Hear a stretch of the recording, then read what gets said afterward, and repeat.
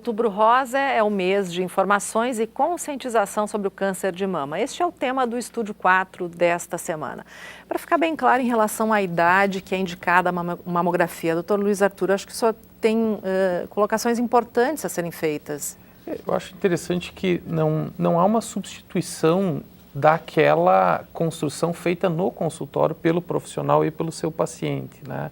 Ou seja, o sistema de saúde, ele não limita uma mulher que procure o seu médico hoje, conte a sua história e haja um entendimento que ela deve fazer a mamografia vai ser autorizada com a mesma pelo Sistema Único de Saúde. Pelo Sistema Único de Saúde. Então, nós ainda, o protocolo... Ele não é protocolo... mais difícil de conseguir? Não, é o mesmo sistema, vai lá, autoriza e faz. O que acontece é que o Ministério mede no município dentro daquilo que o Ministério determinou como que é aquela faixa etária ali. De 50 a 69. Mas nós fazemos em todas as mulheres sem nenhum pré-requisito, não tem que ter idade para fazer, não tem que ter nada, tentando ampliar justamente o acesso. Eu acho que é interessante ter existe uma recomendação por parte do Ministério que os exames sejam feitos entre 50 e 69 anos a cada 2 anos, não é? Isso é uma recomendação, porque na verdade não existe um programa, uma política de rastreamento pelo Ministério da Saúde, não é? Isso é apenas uma recomendação, enquanto que a recomendação das sociedades médicas é diferente, é exame anual a partir dos 40 anos de idade, não é? Então, certamente não vai haver nenhuma restrição por parte do serviço ou das autorizações, um exame solicitado fora da recomendação do Ministério. Não é? Eu acho que há uma unanimidade aqui entre todos de que muitas mulheres chegam aos 60, 70 anos sem nunca terem feito. Esta mulher, ela vira uma prioridade por nunca ter feito, né? Quer dizer, uma mulher que tenha feito aos 40, 42, 43, 45, 47, 49, ela vai entrar num protocolo normal e é uma mulher já investigada.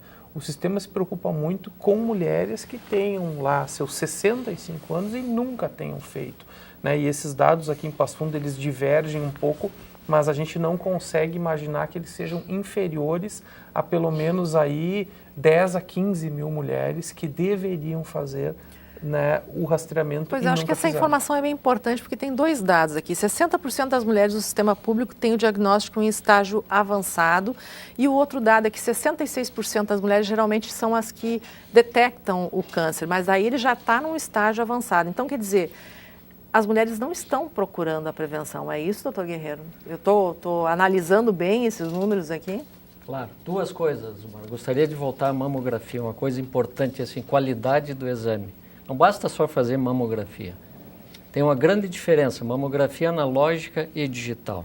Qualidade do exame é fundamental. O médico radiologista que interprete, que tenha um olho clínico bom, é fundamental. Outro aspecto, mulheres entre 40 e 50 anos normalmente têm uma mama mais densa. A mama densa, com alta densidade, existe um incremento até de 4 vezes na incidência de câncer de mama. Então, normalmente, essa mama densa vai precisar de exame complementar, não basta só a mamografia.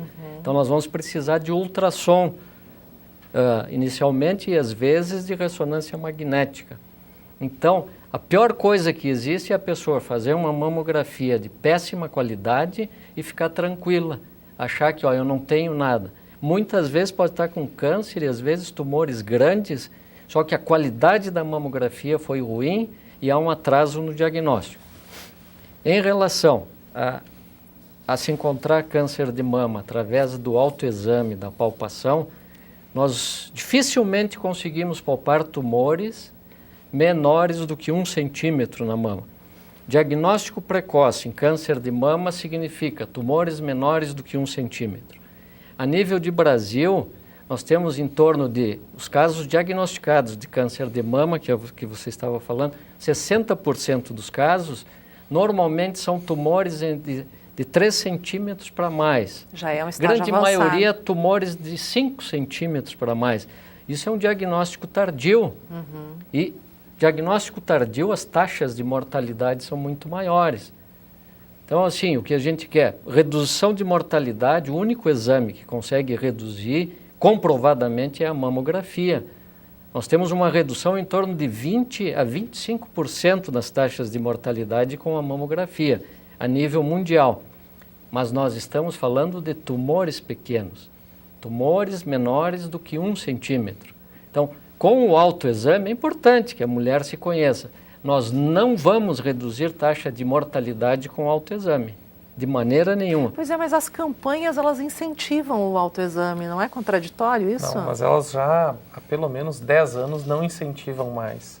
Em nenhum lugar do Brasil, houveram pesquisas no início do século agora, 2000 alguma coisa, evidenciando que não era uma boa estratégia incentivar o autoexame. Mas se não incentivam mais, isso ficou muito no consciente coletivo, né? Mas eu me lembro, no início da década de 90, artistas iam no intervalo da novela das 9 mostrar como se fazia. Fazer a palpação. Exatamente. É que nós saímos desse incentivo forte para o zero incentivo muito rapidamente e agora não se incentiva mais em nenhum meio ainda, salvo o leigo, a manutenção do autoexame. Esse dado do diagnóstico tardio aqui é preocupante, né, doutor? O senhor que traz esse dado, inclusive. O diagnóstico tardio, ele é trágico, não é? Menor a taxa de cura, um custo de tratamento muito maior e as chances de cirurgias mutiladoras ou cirurgias maiores, maior também. Então, é ruim para todo mundo, não é? A mamografia é um exame disponível, doloroso ou desconfortável por, quem sabe, alguns minutos, não é? E salva vidas. O Dr. Guerreiro ressaltou, a redução da mortalidade já foi comprovada em inúmeros estudos mundiais. O autoexame, ou mesmo o exame clínico, não tem nenhuma prova de que possa reduzir a mortalidade. A gente pode fazer um pouco mais de diagnósticos, mas não vai diminuir a mortalidade pelo câncer de mama. Então, as disparidades entre sistema público e privado ainda são muito grandes. Mas eu queria falar de qualidade de mamografia. O doutor Guerreiro falou aqui, olha, tem que ver a qualidade do equipamento que está fazendo a mamografia. No sistema público, a gente pode falar de qualidade de equipamento? Sim, o Hospital Municipal está com um mamógrafo novo desde o ano passado, digital. É digital. É digital. E o São Vicente, eu não saberia falar do equipamento, mas é o mesmo equipamento que presta serviço para o privado também. Possivelmente seja. E qual é a diferença entre o analógico e o digital, basicamente, doutora? Na verdade, é a maneira como o raio incide e a maneira como é adquirida a imagem da mamografia. Então, foram melhorias tecnológicas que propiciaram que os raios, os feixes de raio-x conseguissem ultrapassar melhor pelas mamas. As mamografias digitais, elas tiveram um valor muito importante nas mamografias que a gente seleciona como mamas densas e heterogeneamente densas, que tem uma quantidade de tecido mamário maior, que são essas que o Dr. Guerreiro comentou, que a gente tem ainda lança-mão da ecografia mamária, que para auxiliar pelos 2 métodos diagnósticos a gente evitar de se perder alguma lesão que não tenha sido vista. Então, o analógico, ele ajudou muito o diagnóstico anteriormente, mas hoje com a mamografia digital a gente sabe Mas também tem aparelhos funcionando, analógico. Ainda ele pode tem. ser indicado para alguns casos. Não, na verdade, depois que você não utilizou mais o analógico, a gente só tem digital. Só a indicação é digital. Alguns locais do interior do estado e do Brasil têm ainda mamógrafos analógicos, mas a maioria dos mastologistas e oncologistas especialistas já pedem a mamografia digital. O senhor tem recomendado no seu consultório só digital, doutor Guerreiro? Só digital, Zumara. Só que assim, não basta ser digital a mamografia. Depende do médico radiologista. O olho clínico, a interpretação, a paciência. Muitas vezes existem pequenas áreas que chamem a atenção na mamografia. E eu vejo assim, se um médico radiologista tem que interpretar 100 mamografias durante um dia, provavelmente muitos casos vão passar, os casos sutis. Então aí entra a dedicação profissional. Isso é uma coisa muito pessoal, não basta só o aparelho. Depende do aparelhinho que está atrás da mamografia, que é o médico radiologista. Acho que esse é o mais importante. Doutor Guerreiro, vamos falar um pouquinho de reconstrução mamária. O senhor é um especialista em Passo Fundo sobre isso. Como é que, qual é a diferença entre uma reconstrução plástica, entre uma cirurgia plástica e uma reconstrução mamária? Olha, Zumar, essa tua pergunta é colocar o dedo na ferida. Existe uma... Agora acho que está mais calmo. Teve uma fase que houve uma certa animosidade entre a Sociedade Brasileira de Mastologia e a Sociedade Brasileira de Cirurgia Plástica. Hoje nós praticamente temos tudo isso estabelecido dentro do Conselho Federal de Medicina, que é quem rege a medicina no país. Quem deve fazer reconstrução de mama? É quem saiba fazer bem feito. Então não adianta um profissional querer se meter, fazer reconstrução de mama, se ele não sabe tratar as complicações. Então exige que o médico tenha treinamento, uma qualificação adequada, e aí vai entrando a experiência profissional. Hoje a Sociedade Brasileira de Mastologia tem alguns centros de treinamento em reconstrução mamária. Estamos formando vários profissionais para a reconstrução de mama. A grande vantagem que a sociedade brasileira vê é Só que... fazendo um parênteses, doutor Guerreiro, no Rio Grande do Sul tem 6 médicos especialistas credenciados pelo SUS. É um número bem pequeno. Para a reconstrução de mama, não sabia desse número. São 6 números só, 6 médicos, aliás. Olha, Zuma, a nível de Brasil são poucos. O fundamento maior é assim, ó, quem sabe tratar o câncer de mama, normalmente o mastologista faz cirurgias grandes no tratamento do câncer. E na visão da Sociedade Brasileira de Mastologia, aqueles mastologistas que são treinados para a reconstrução devem fazer, desde que façam igual ou melhor que um cirurgião plástico. Então, assim, ó, aí entra a qualificação profissional. Não é um mercado para aventureiros se meterem a fazer reconstrução de mama sem uma formação adequada. Como em qualquer área da medicina, o médico pode fazer qualquer coisa, desde que ele arque com as consequências, que saiba resolver as complicações. Então, quando o mastologista que sabe tratar o câncer, que sabe fazer reconstrução, já no tratamento do câncer, a gente já coloca uma incisão em local adequado para diminuir as cicatrizes. Os retalhos de pele a gente já faz com mais cuidado, né? Então a gente tem todo um cuidado especial. Normalmente, quando é um mastologista que faz, deu um problema na reconstrução. O mastologista que fez a reconstrução, ele que responde. Aí às vezes é uma equipe, são vários profissionais, o paciente fica perdido, quem é que... deu um problema na mama, tá diferente. Foi o cirurgião plástico, foi o mastologista. Joga para lá e para cá, né? Mas em suma, assim, ó, nós temos uma lei que eu acho que é de 2012, 2013, que obriga a reconstrução de mama imediata. Então, no mesmo momento que se faz o tratamento do câncer de mama, você deve fazer a reconstrução. Isso faz toda a diferença. Por quê? Porque de uma maneira geral a gente consegue preservar a pele. A pele, muitas vezes, areola e mamilo. Então isso numa reconstrução faz toda a diferença. Senão a gente tira essa pele e aí tu vai fazer uma reconstrução tardia, são cirurgias maiores. Tem que trazer pele do dorso ou pele do abdômen. São cirurgias mais complexas, mais demoradas. E nós sabemos que se a mulher não faz a reconstrução imediata, 60% dos casos não faz nunca mais na vida. Então, 60% vão ficar mutiladas. Assim. Então, e aí é um trauma, além da doença, é um trauma físico também. Exatamente. Não, e muitas mulheres têm um receio assim, mas se tiver que fazer radioterapia, se tiver que fazer quimioterapia, tudo isso tem estudo científico.